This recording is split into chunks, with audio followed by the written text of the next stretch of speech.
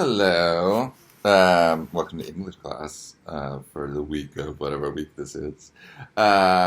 This week you guys are reading The Paper Bag Princess by Robert Munsch. Very recent, written in 1980. It's probably the most recent of the stories that we've read. It comes from this great book I have of the Norton Anthology of Children's Literature. It is only 2,470 pages long. I tried to get this as our textbook, so you'd all have to like carry around this giant, heavy. It's like a heavy book. It is a big heavy book, and the paper is really thin. I don't know, like you probably saw that in the photos I took of you could see through it because the paper is so thin. You can see right through it. It's because it's so dense, so much there. But this is just a little tiny story. I think when my kids were little, we had the picture book version of this. I don't know where it went. It's one of those things.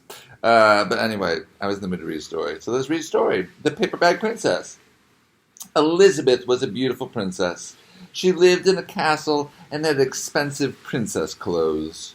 She was going to marry a prince named Ronald.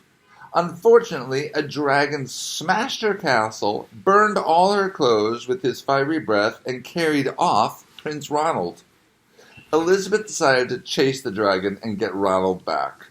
She looked everywhere for something to wear, but the only thing she could find that was not burnt was a paper bag. So she put on the paper bag and followed the dragon. He was easy to follow because he left a trail of burnt forests and horses' bones. Finally, Elizabeth came to a cave with a large door that had a huge knocker on it. Knock, knock, knock. Those big metal things in the door. She took hold of the knocker and banged on the door. The dragon stuck his nose out of the door and said, "Well, a princess. I love to eat princesses, but I've already eaten the whole castle today. I'm very busy, dragon. Come back tomorrow." He slammed the door so fast that Elizabeth almost got her nose caught. Elizabeth grabbed the knocker and banged on the door again. The dragon stuck his nose out of the door and said, "Go away. I love to eat princesses, but I've already eaten the whole castle today. I am a very busy dragon. Come back tomorrow." "Wait!" shouted Elizabeth. "Is it true that you are the smartest and fiercest dragon in the whole world?" "Yes," said the dragon. "Is it true," said Elizabeth, "that you can burn up 10 forests with your fiery breath?" "Oh, yes," said the dragon, and he took a huge, deep breath and breathed out so much fire that he burnt up 50 forests. "Fantastic," said Elizabeth. And the dragon took another huge breath and breathed out so much fire that he burnt up 100 forests. "Magnificent," said Elizabeth, and the dragon took another huge breath, but this time nothing came out. The dragon didn't even have enough fire left to cook a meatball. Elizabeth said, "Dragon, is it true that you can fly around the world in just 10 seconds?" "Why, yes," said the dragon, and jumped up and flew all the way around the world in just 10 seconds. He was very tired when he got back, but Elizabeth shouted, "Fantastic! Do it again!" So the dragon jumped up and flew around the whole world in just 20 seconds. When he got back, he was so tired to talk, he lay down and went straight to sleep. Elizabeth whispered very softly, "Hey, dragon." The dragon didn't move at all. She lifted up the dragon's ear and put her head right inside. She shouted as loud as she could, "Hey, dragon!"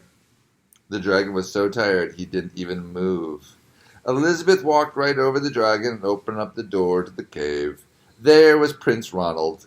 He looked at her and said, "Elizabeth, you are a mess. You smell like ashes. Your hair is all tangled and you're wearing a dirty old paper bag. Come back when you are dressed like a real princess." "Ronald," said Elizabeth, "your clothes are really pretty and your hair is very neat. You look like a real prince. But you are a bum." They didn't get married after all. The end. I was expecting her to just slam the door. She opens the door, he insults her after saving her, and she just slams the door. "Well, you can stay here with this dragon that I just outwitted." What is a bum? One of you already sent in that as your vocabulary. A bum is one of those words that has so many different meanings in the English language. If you're a beach bum, like I'm kind of a beach bum. A beach bum is someone who just like likes to hang out at the beach and do nothing else. A bum is a person who is. I'm just going to cut this all out.